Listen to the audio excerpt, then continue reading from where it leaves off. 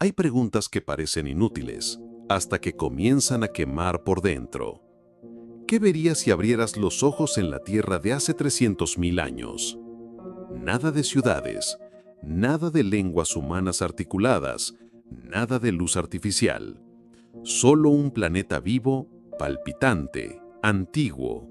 Un mundo donde el silencio tenía peso y el cielo un color que hoy ya no reconocemos.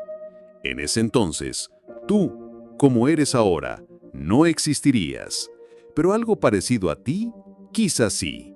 Un antepasado tuyo, cubierto de piel, rodeado de peligros que hoy solo habitan en museos y pesadillas. ¿Te atreverías a caminar a su lado? La Tierra de hace 300.000 años no era solo distinta, era otra. Una criatura feroz, libre, gobernada por ciclos cósmicos que escapaban a cualquier medida humana. Los glaciares dominaban el norte, como garras heladas, y los desiertos ardían bajo soles despiadados. No había países, no había nombres, solo la ley eterna de la vida, adaptarse o desaparecer. Pero, ¿cómo sabemos eso? Porque los huesos hablan, porque las piedras recuerdan, y porque el pasado, aunque enterrado, nunca está del todo muerto. Imagina una noche, no una noche moderna, contaminada de luces y ruidos. Una noche ancestral donde la oscuridad era absoluta y el viento traía ecos de rugidos desconocidos. Tu tribu, si es que eso puede llamarse tribu, dormía acurrucada en una cueva húmeda, protegida solo por el fuego y la esperanza. Afuera, la tierra respiraba, y cada aliento suyo era un terremoto en potencia. Gigantes peludos vagaban por las llanuras, bovinos con cuernos tan largos como lanzas, pájaros incapaces de volar que alcanzaban los 3 metros de altura, y oculto entre los arbustos, el mayor primate que jamás haya existido, observando. No era un cuento, era nuestro mundo. Este documental no es solo sobre fósiles, es sobre los vestigios del misterio. Es una exploración profunda, tanto científica como espiritual, del mundo que existía antes del mundo que conocemos. Un recorrido por las criaturas que desaparecieron y por las preguntas que quedaron. Porque toda extinción es también una revelación. La historia que vamos a contar no es lineal, no es una cronología muerta. Es un mapa fragmentado, hecho de huesos, cenizas, ADN y asombro.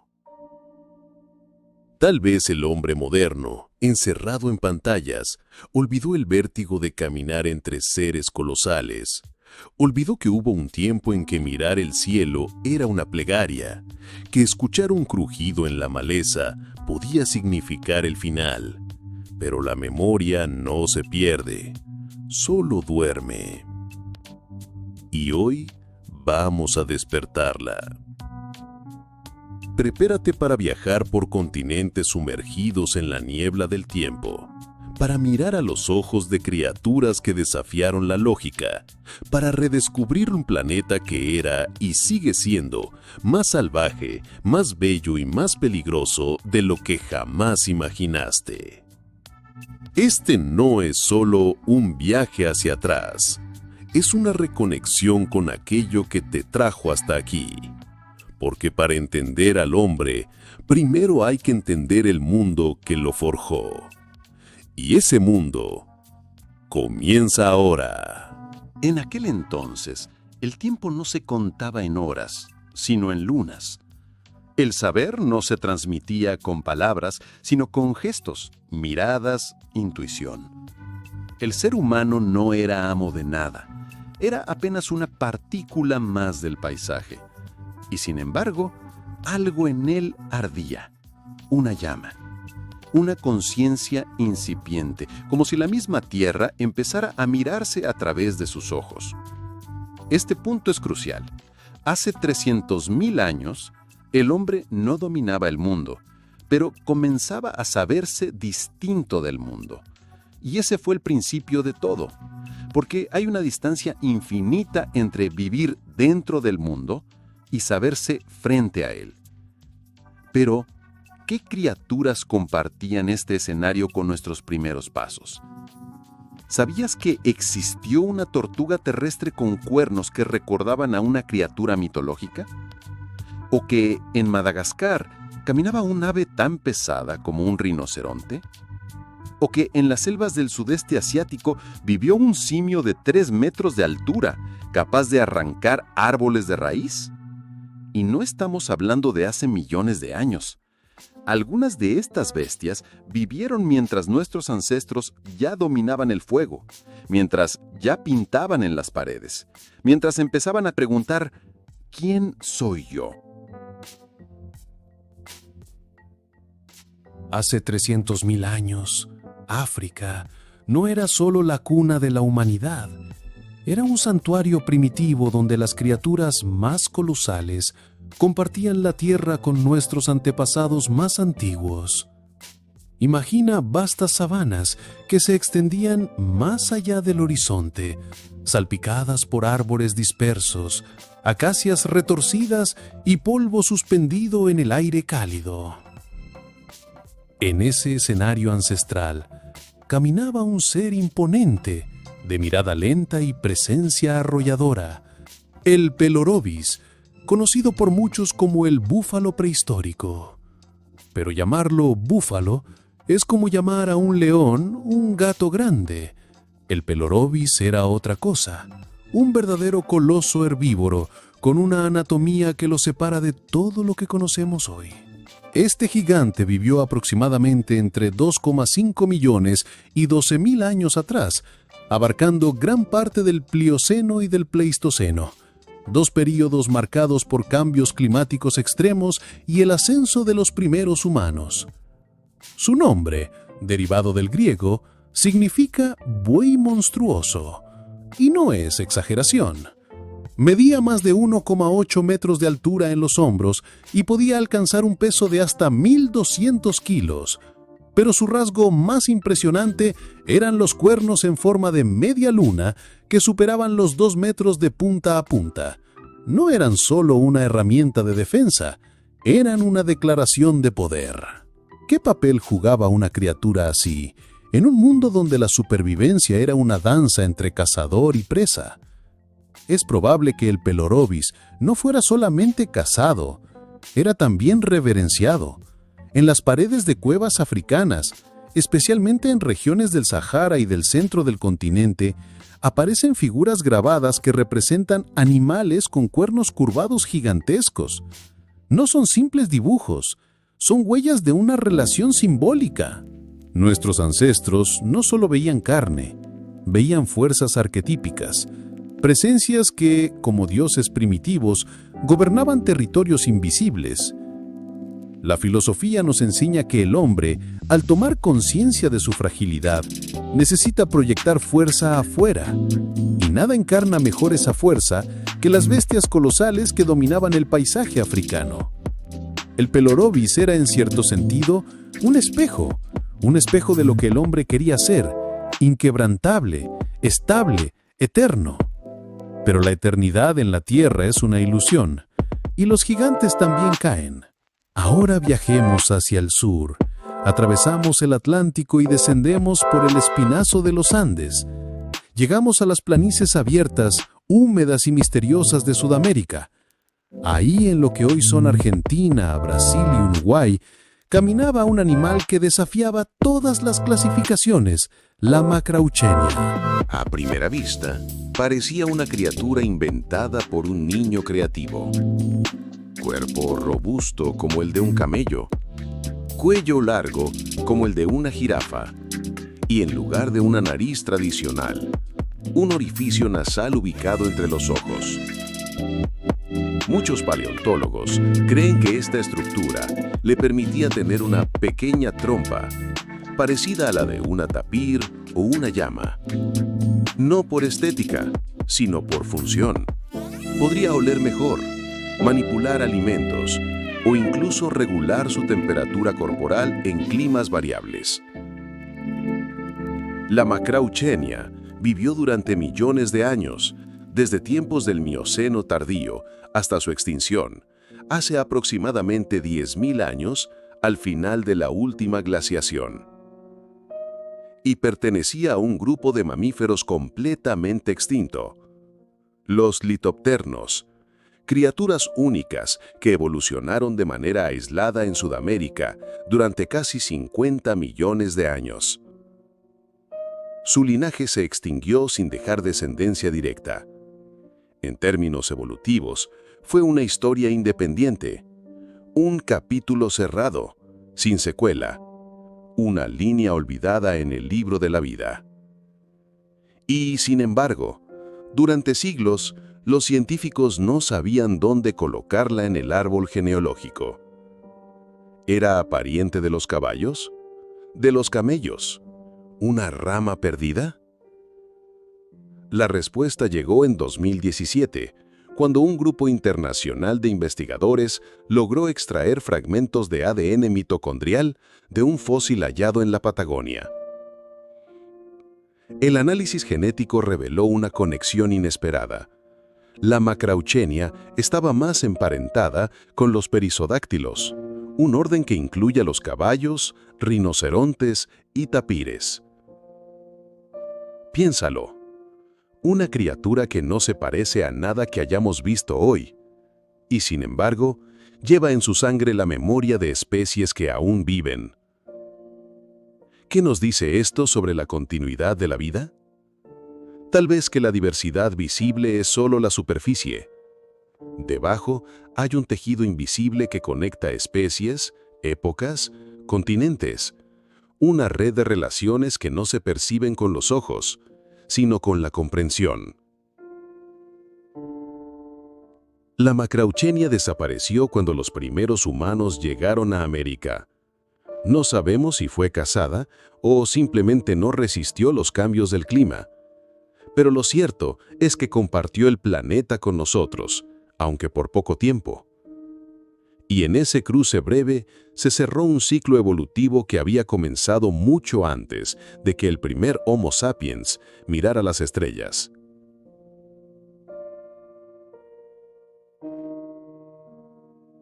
África y Sudamérica. Dos continentes separados por océanos, pero unidos por el asombro. Por las criaturas que caminaron su suelo y por el eco que dejaron en nuestras leyendas y fósiles. El Pelorobis y la Macrauchenia no fueron solo animales grandes, fueron testigos de un mundo donde el hombre aún no dominaba, pero ya empezaba a soñar. Y ese sueño, aún hoy, sigue escribiéndose en los huesos que el tiempo dejó atrás. Imagina por un momento que estás caminando solo. No en una ciudad ni en un bosque moderno. Estás en un valle seco, bajo un cielo inmenso, en lo que hoy llamaríamos Arizona, pero hace 11.000 años. El aire es denso, cargado de polvo. La vegetación es escasa. Cactus, yucas, agaves retorcidos. Y entonces, una sombra enorme cruza frente a ti. No es un oso, no es un bisonte. Es algo más, algo ancestral. Una preguesa terrestre gigante. Su nombre científico es Nototeriops, un género extinto de perezosos que no trepaban árboles como sus parientes modernos, sino que habitaban el suelo, caminando lentamente por entornos áridos y semiáridos del suroeste de lo que hoy es Estados Unidos y el norte de México. A diferencia de las imágenes que tenemos de las perezosas actuales, pequeñas, torpes, escondidas entre hojas, esta criatura era robusta, pesada, imponente. Medía más de 2 metros de largo y podía alcanzar un peso de 600 kilos. Sus patas delanteras, musculosas y provistas de garras, estaban adaptadas no solo para cavar, sino también para defenderse. ¿Pero cómo sabemos todo esto? La clave no está solo en sus huesos. está en lo que dejó atrás, sus excrementos fosilizados, conocidos como coprolitos. En la famosa cueva Rampart, ubicada dentro del Gran Cañón, los arqueólogos encontraron miles de estos restos perfectamente conservados. No solo revelaron su dieta, compuesta por fibras resistentes como agave y cactus, sino también detalles sorprendentes sobre su ecología, cómo vivía, qué comía, cómo sobrevivía a las sequías. Esas heces petrificadas se convirtieron en mensajes directos desde el pasado, textos orgánicos escritos en un idioma que los científicos han aprendido a descifrar. Piénsalo, un animal silencioso, de andar lento, que cruzó el desierto mientras el hielo aún cubría parte del hemisferio norte. Y en ese mismo periodo, nuestros ancestros ya aprendían a pintar en las cuevas, a dominar el fuego, a enterrar a sus muertos con flores. ¿Se encontraron? Probablemente. El Notroteriops vivió al mismo tiempo que los primeros humanos en América. Sus caminos, alguna vez, se cruzaron en la penumbra de algún amanecer ancestral. Y esa coincidencia no es trivial. Nos recuerda que la historia del hombre no está escrita solo en batallas o imperios. También está tallada en el rastro de las criaturas que acompañaron sus primeros pasos. Viajemos ahora hacia el otro lado del mundo, a los valles brumosos y las junglas densas del sudeste asiático. Ahí, oculto entre la vegetación y el mito, vivió un ser descomunal que durante décadas muchos se negaron a creer que fue real. Su nombre, Gigantopithecus. Este primate, cuyo nombre significa mono gigante, es considerado el mayor simio que jamás haya existido. Los fósiles hallados, principalmente dientes y mandíbulas, indican que podía alcanzar hasta 3 metros de altura y pesar más de 500 kilos. Vivió entre 2 millones y 300.000 años atrás, en regiones que hoy corresponden a China, Vietnam, Laos y Tailandia. Pero, a pesar de su tamaño monumental, era un herbívoro estricto. Su dieta se basaba en bambú, frutas duras y raíces. Y esa elección alimenticia fue, irónicamente, una de las causas de su extinción. Con el cambio climático y la transformación de las selvas en sabanas abiertas, su alimento principal comenzó a escasear. A diferencia de otros primates más adaptables, el Gigantopithecus no pudo modificar su dieta ni su hábitat. Y así, lentamente, desapareció. Aquí se revela un concepto central en biología. La especialización es una espada de doble filo. Puede convertirte en el mejor en lo que haces, pero también en el más vulnerable cuando el mundo cambia. Curiosamente, muchas culturas de Asia conservan mitos sobre criaturas peludas y enormes que habitan las montañas. El yeti, el hombre salvaje, el mono silencioso de las nieblas. Aunque no hay pruebas directas que los vinculen con el Gigantopithecus, la memoria colectiva humana a veces guarda fragmentos del pasado en forma de leyendas. ¿Qué es un mito después de todo, sino un eco difuso de algo que alguna vez fue real? La existencia del Gigantopithecus plantea una pregunta inquietante. ¿Qué significa ser el más grande, el más fuerte, si no puedes adaptarte? hay una enseñanza profunda aquí. La supervivencia no pertenece al más fuerte ni al más veloz, sino al más flexible, al que puede transformarse con el entorno, al que sabe reinventarse cuando el mundo ya no es el mismo.